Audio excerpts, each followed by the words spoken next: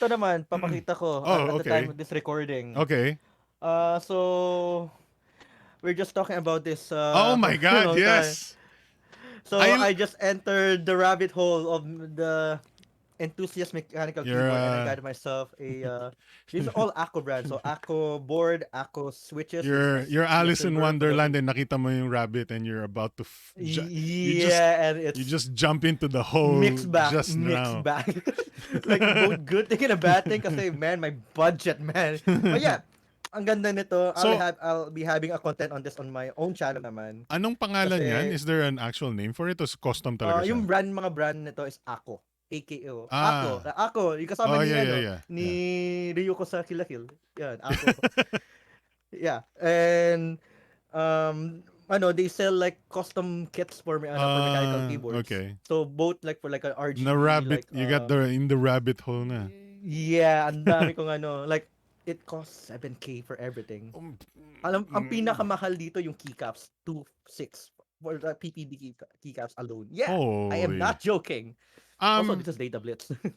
Ako medyo ano pa eh. I mean, marami akong, may mga naging mechanical keyboards na rin ako, but I usually get pre-built, no? Oh, So, yung pre-built na lang ngayon, ano? and then hindi ako masyadong nagbabudget pa. Para sa akin, as long as nakakapag-type ako sa kanya, medyo okay na sa akin. Mm. But I have mechanicals, may mga review din ako ng mechanical keyboard na medyo, meron nga ako yung Womir na merong glass, yung parang frosted sa paligid, tapos may yung RGB yung Oo. frosted niya. But yeah, Like recently this. lang din ako nagkaroon ng ng quick ang tag dito, quick release ba 'yun? Oo. Uh, Yung um hot swappable Hot na, swappable, yeah, hot swappable, okay. sorry. So, I've been trying to avoid jumping into the rabbit hole ng mechanical keyboards. Yeah, for someone who just jump into that, don't. Okay, ang weird lang kasi I know maraming demand for mechanical keyboard content.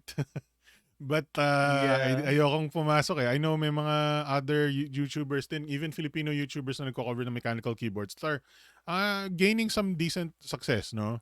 Pero Mm. I can't eh. I don't want to yet eh. Parang medyo Yeah. ano muna ako. But yeah, I do run mechanical keyboards. I would call Mm. them budget mechanical keyboards. I have Yeah. this is not yung primary kasi nandun yung primary ko. This is Mm. luma ko na to. This is yung my Ben. Yeah, this is yung My Ben. I used to have that as well. yung under 1,000. No, my Oh, under Ben. 1,000 na, Sobra, this is not the quality that I would like though. Yung konting tapik mo sa kanya natatanggal yung keycaps nito eh. Okay. Maluwag yung keycaps Yung to a fault. keycaps. Oh.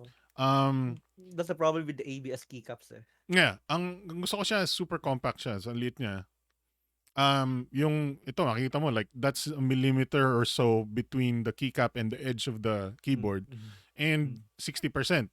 I'm using a 67% as my main from Royal Kludge.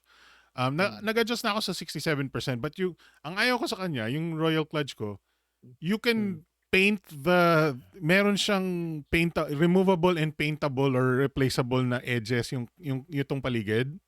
And it's Oo. like half an inch. So may half an inch paligid yung keyboard ko. The extra bulk. And since removable siya, hindi siya ganun ka-solid kasi removable nga eh. Right? Oo. Parang pag ginaganon mo, nakaramdaman mo yung hollow. Wobbly yung ano niya, di ba? Oh, but Mm. part of the customizability siya because Mm. pwede mo siyang i-paint nga or replace ng other colors or whatnot. So, I understand, but I want something na manipis yung corners and whatnot. I like the small kasi if you look at my desk, punong-puno siya and Sobrang cramp. maliit na lang, Yeah. cramp na lang siya. But yeah, I do have mechanicals. I do like yung RK na yun. Sana hindi na lang customizable yung edges.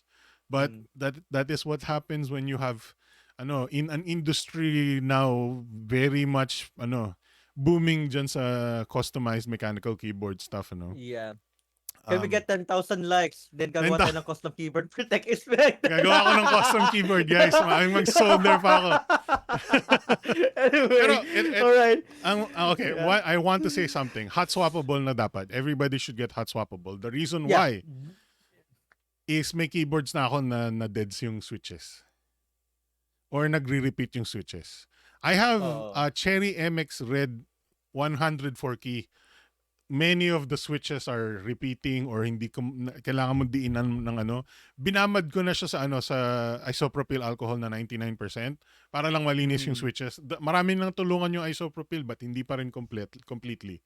So Oh, yeah. essentially kung hindi siya hot swappable and hindi nga siya hot swappable, it's essentially junk kung hindi ko lang tinitiis na E-waste. talagang diinan yung ano yung some of the keys. But Yeah. get hot swappable so you can buy switches pamalit pag Yeah. nagloloko na yung switch. Yun. Yeah, and the good thing about mechanical keyboard market actually is mura na ngayon ng mga hot swappable. Dati Yes. is a luxury Was eh. a Dati is little a bit of luxury a eh. story there. May patent kasi si Cherry MX for a long time and then since nag-expire na yung patent 50 years. You hold the patent for 50 years and then natapos na. So 50 years nang profit si Cherry MX from their mechanical switch. And then nung natapos yung patent, everybody else made mechanical switches na. And Oh, yun, true. that's when first of all naging popular ang customization ng mechanical keyboards and everybody has their own switches na. And yun na nga, Yeah. hot swap and whatnot and everything happened.